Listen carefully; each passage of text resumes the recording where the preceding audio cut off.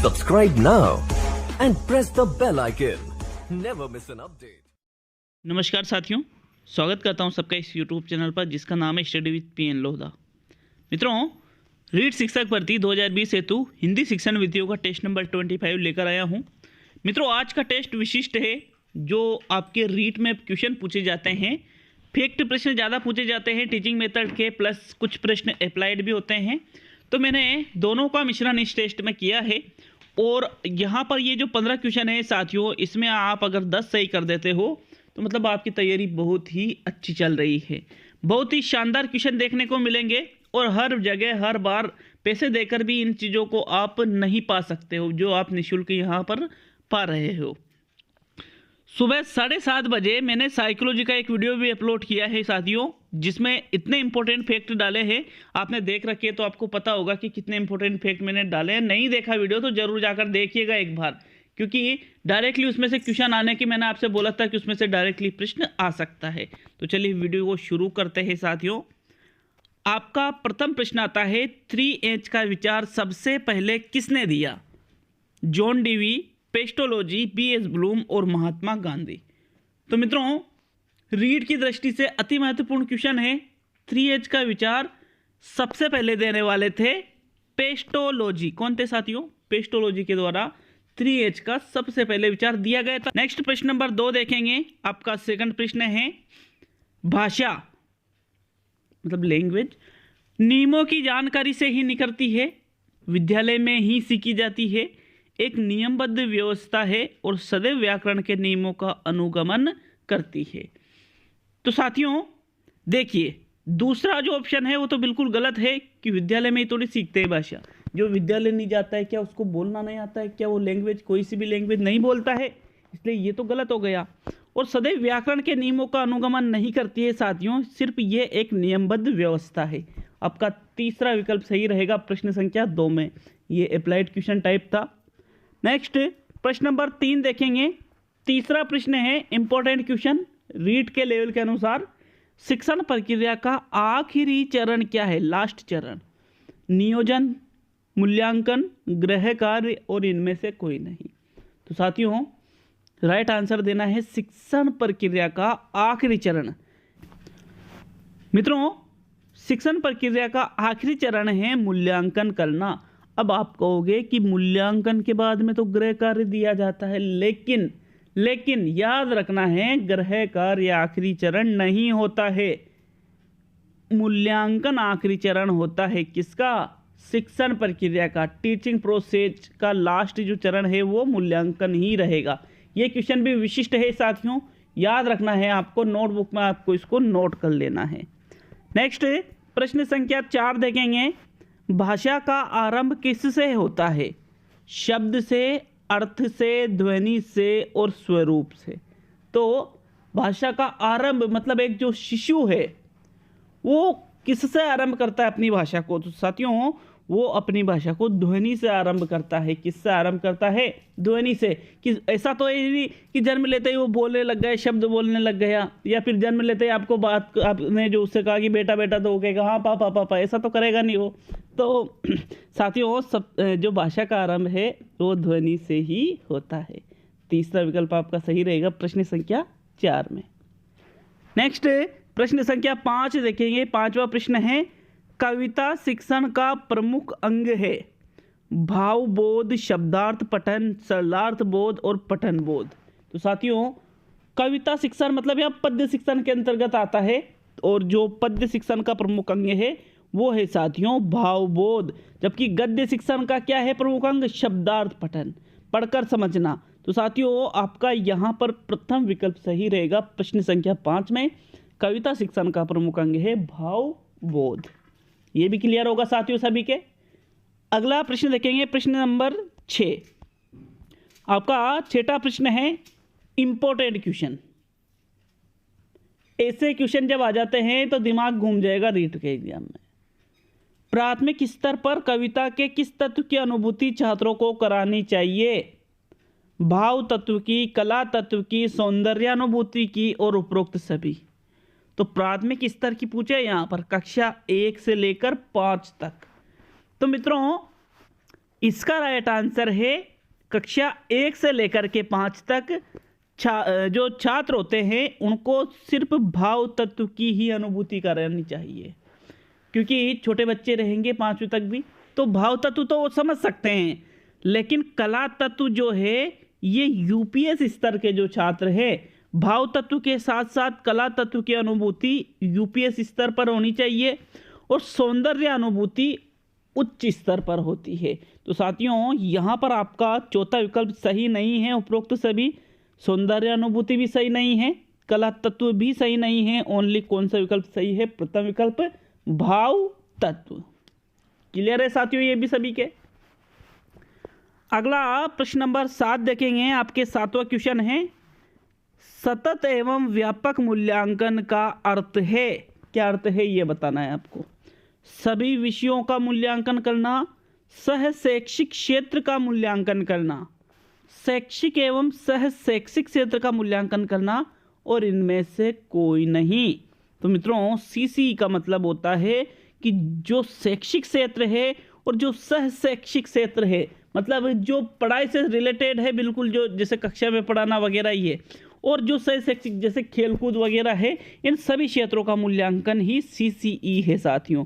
आपका तृतीय विकल्प इसमें सही है, question number 7। Next question number 8, भाषा के संबंध में उपचारात्मक शिक्षण का अर्थ क्या होता है? भाषा प्रयोग संबंधी कठिनाइयों की पहचान व निदान, बच्चों को श्रेणीवार विभक्त करना, बच्चों की त्रुटियों की सूची बनाना और उपरोक्त सभी। तो साथियों उपचारात्मक शिक्षण का मतलब देखिए, त्रुटियों की सूची बनाना तो होगा नहीं, तो फिर उपरोक्त सभी भी गलत हो गया। 2 विकल्प है, श्रेणीवार विभक्त करना और भाषा प्रयोग संबंधी कठिनाइयों की पहचान व निदान। तो मैं आपको एक सिंपल सी चीज़ बताता हूँ। देखिए एक होता है निदानात्मक शिक्षण और एक होता है उपचारात्मक। निदानात्मक में क्या किया जाता है? पहचान की जाती है, और उपचारात्मक में उस कमजोरी की पहचान कर उसको दूर किया जाता है।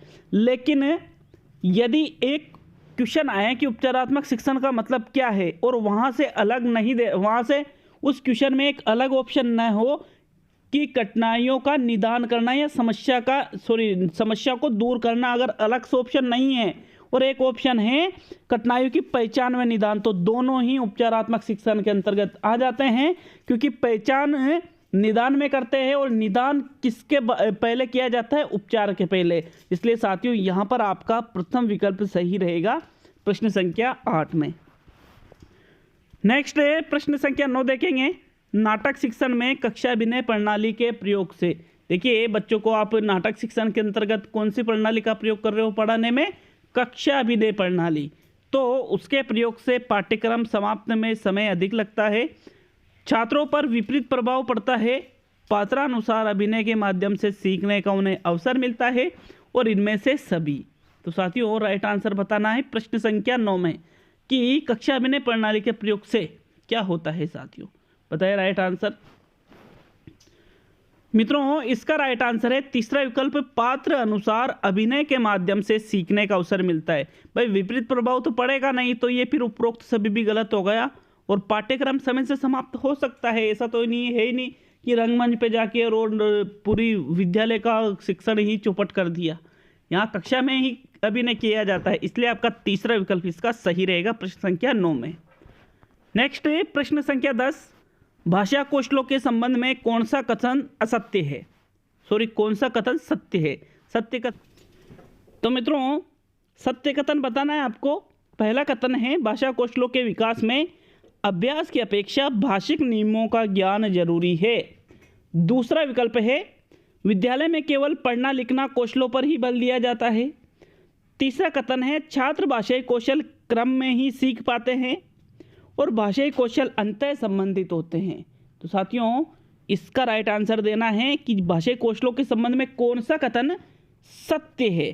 तो साथियों यहाँ पर देखिए ये क्वेश्चन सी टेट में आ चुका है कई बार, ये क्वेश्चन रीट में आ चुका है, ये क्वेश्चन अन्य टेट जो एग्जाम है उनमें आ चुका है, और आपका हर बार राइट आंसर रहता है भाषाई कौशल अंतः संबंधित होते हैं। अपन क्या करते हैं कि भाषाई कौशल केवल क्रम में ही सीखे जाते हैं, ऐसा नहीं है कि केवल क्रम में ही सीखे जाते हैं। बहुत से लोग आपने देखे होंगे जिनको पढ़ना आता है लेकिन लिखना नहीं आता है, जिनको लिखना आता है उनको पढ़ना नहीं आता है, तो मतलब बहुत से होते हैं इससे, तो ये इसलिए एक क्रम में ही सीखे जाते हैं, ये गलत है साथियों। ओनली चौथा ही विकल्प सही माना जाता है हर बार, और यही इसका सही आंसर है कि भाषाई कौशल कैसे होते हैं, अंतः संबंधित होते हैं। नेक्स्ट, प्रस्तावना कौशल विकसित किया जाता है। इंपॉर्टेंट क्वेश्चन है, आप आसानी से इसका उत्तर दे सकते हो। अभिकर्मित अनुदेशन में, सूक्ष्म शिक्षण में, बेसिक शिक्षा विधि में और मॉन्टेसरी विधि में। तो साथियों, प्रस्तावना कौशल कौन सी विधि में विकसित किया जाता है? इसका राइट आंसर है सूक्ष्म शिक्षण के अंतर्गत माइक्रो टीचिंग जो होती है उससे प्रस्तावना कौशल विकसित किया जाता है। प्रस्तावना कौशल का मतलब क्या होता है कि जो आप पाठ योजना बनाते हो तो उसमें प्रस्तावना कौशल के प्रश्न पूछते हो, तो ये सूक्ष्म शिक्षण के अंतर्गत ही जब आप छात्र अध्यापक होते हो तब विद्यालय जो आपका कॉलेज होता है वहाँ पर ये सिखाया जाता है।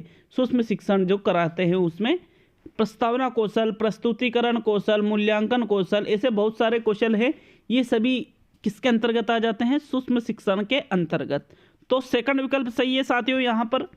नेक्स्ट है प्रश्न नंबर 12, तुलनात्मक प्रश्न पूछे जाते हैं। अब देखो क्वेश्चन का लेवल देखो, और रेट के एग्जाम की दृष्टि से इंपॉर्टेंट क्वेश्चन है। गद्य में, पद्य में, नाटक में और सभी में। तो मित्रों, तुलनात्मक प्रश्न किसमें पूछे जाते हैं, इसका सही आंसर देना है और लिख लेना है इस क्वेश्चन को। इसका सही आंसर है साथियों, एक बार बताइए आप क्या रहेगा राइट आंसर? राइट आंसर है साथियों, पद्य शिक्षण में तुलनात्मक प्रश्न पूछे जाते हैं। कैसे? जैसे एक कोई कविता, पद्य शिक्षण मतलब जैसे कविता आप बच्चों को पढ़ा रहे हो तो उससे रिलेटेड एक और कविता बच्चों के सामने प्रस्तुत कर दी और फिर वहां पर दोनों कविताओं की तुलना करके प्रश्न पूछ रहे हैं, तो ये पद्य शिक्षण में ही होता है साथियों। सेकंड विकल्प आपका सही है प्रश्न संख्या 12 में। नेक्स्ट है प्रश्न संख्या 13, मौन वाचन आरंभ किया जाता है कक्षा 5 से, कक्षा 4 से, कक्षा 3 से और कक्षा 6 से।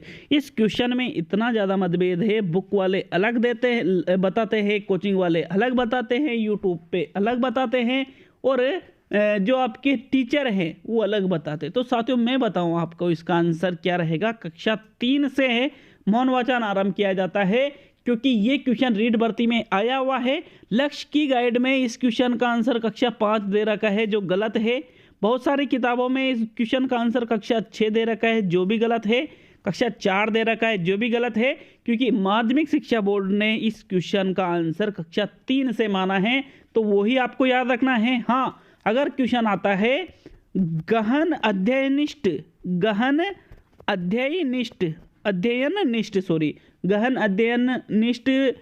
शिक्षण में मौन वाचन कब आरंभ करते हैं, तो ये गहन अध्ययननिष्ठ शिक्षण आते ही फिर आपका आंसर हो जाएगा कक्षा 6 से। लेकिन डायरेक्टली पूछे कि मौन वाचन कब चालू होता है, तो आंसर रहेगा कक्षा 3 से। स्पेशल क्वेश्चन है साथियों, याद रखिएगा। नेक्स्ट प्रश्न संख्या 14 देखेंगे।